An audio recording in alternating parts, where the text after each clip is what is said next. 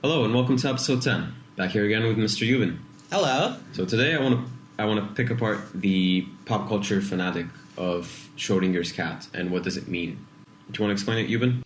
Sure. I want to explain what Schrödinger originally stated in his 1935 paper because there's a lot of spin-offs and a lot of variations on Schrödinger's cat. I mean, they all demonstrate the point, but I want to go back to the original.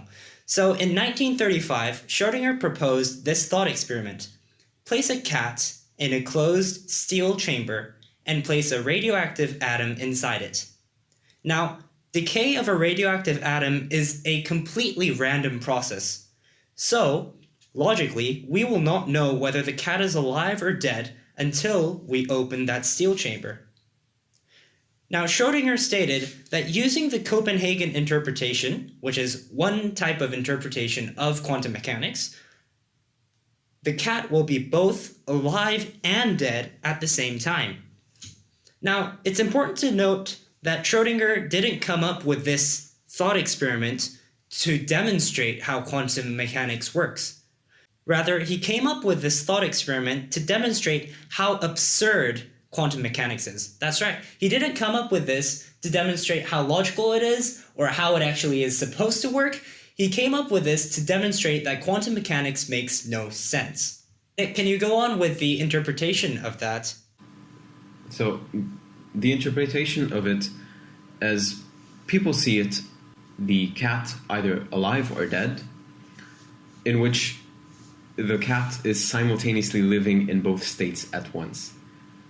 Again, crazy, absurd, non-logical, which is basically all of quantum mechanics, but here we are.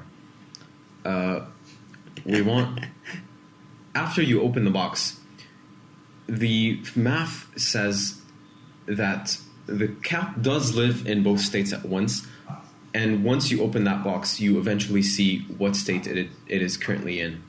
However, the physics doesn't really line up with this. It tells you whenever you open that box, the cat was always alive initially, and you open the box and it was alive, or the cat was initially dead and you open the box and it was still dead.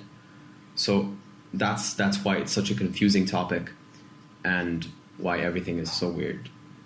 So I have one of my friends asked a question. He was like, can I become Ant-Man? This is a complete side note, by the way.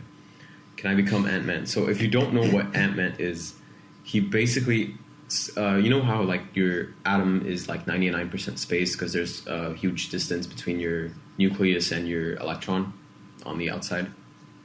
Mm-hmm. Yeah.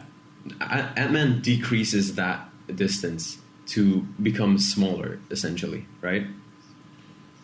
So imagine just decreasing. So yeah, if you could theoretically decrease that distance, you could become Ant-Man, yes. But that would exponentially increase your density. Like you'd be like a black hole once you reach the size of an ant.